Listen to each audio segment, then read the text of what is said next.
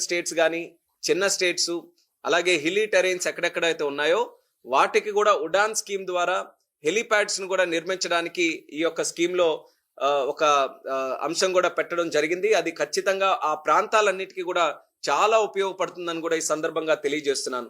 తద్వారా రాష్ట్రం దేశంలో ఏ మారుమూల ప్రాంతం ఉన్నా సరే వాళ్ళకి అత్యంత సమీపంలోనే ఒక హెలిప్యాడ్ కానీ ఎయిర్పోర్ట్ కానీ ఎయిర్ ట్రావెల్ కి కన్వీనియంట్ గా ఉండే విధంగా ఈ ఇన్ఫ్రాస్ట్రక్చర్ అక్కడ ఎస్టాబ్లిష్ చేయాలనేది కేంద్ర ప్రభుత్వం తాలూకు ఆలోచన. దాని పరంగా భవిష్యత్తులో ఈ రోజు ఆల్రెడీ ఒక విజన్, ఒక క్లారిటీ మాకు బడ్జెట్ ద్వారా వచ్చింది కాబట్టి దాన్ని ఒక ఇండికేషన్ గా తీసుకొని భవిష్యత్తులో మరింత పక్కా ప్లానింగ్ తో ఎయిర్ ట్రావెల్ నెట్వర్క్ ని దేశంగా ఇంకా పటిష్టం చేస్తాం. ఈ రోజు థర్డ్ లార్జెస్ట్ డొమెస్టిక్ మార్కెట్ గా ప్రపంచంలో ఉంది. అది నంబర్ 1 గా తయారు చేయాలనేది ప్రధానమంత్రి గారి తాలూకు ఆలోచన.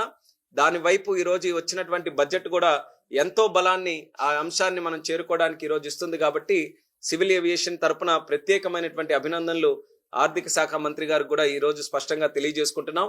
అలాగే మీరు చూస్తే బడ్జెట్ ద్వారా గతంలో కూడా ప్రవేశపెట్టిన ఎలక్షన్లు అయిన వెంటనే వచ్చిన బడ్జెట్ లో మనకి పోలవరం గురించి ప్రస్తావించి నిధులు కేటాయించారు. అలాగే అమరావతికి సంబంధించి సుమారు 15,000 కోట్ల రూపాయలు, తద్వారా చంద్రబాబు నాయుడు గారి తాలూకా పర్సూయింగ్ తో మరొక 16,000 కోట్ల రూపాయల హడ్కో నుంచి కూడా అమరావతికి సంబంధించి నిధులు తీసుకొని రాగలిగాం. స్టీల్ ప్లాంట్ తాలూకా ఇష్యూ అసలు ఇంపాసిబుల్ టాస్క్ అనుకున్నారు అందరూ కూడా.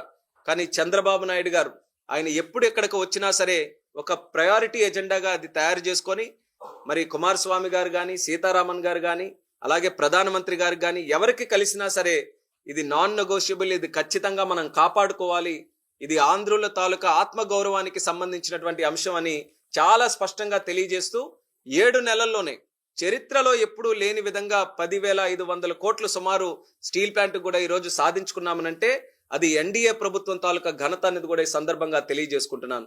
అలాంటి అంశాల్లో కొప్పర్తి ఓర్వకల్ తాలూకా నోట్స్, దానికి కూడా సుమారు 5,000 కోట్ల రూపాయలు. అలాగే బల్క్ డ్రగ్ పార్క్ నక్కపల్లిలో, అలాగే ఇన్వెస్ట్మెంట్స్ ని కూడా మనం లెక్క పెడితే ఈరోజు బీపీసీఎల్ తాలూకా రిఫైనరీ, అలాగే గ్రీన్ హైడ్రోజన్ ప్రాజెక్ట్, అంటే 7 నెలల్లోనే ఎన్డీఏ ప్రభుత్వం తాలూకా అచీవ్మెంట్స్ ఏవైతే ఉన్నాయో ఎప్పుడు కూడా నా భూతో నా భవిష్యత్ అన్న విధంగా ఆంధ్రప్రదేశ్ రాష్ట్రంలో జరిగాయి.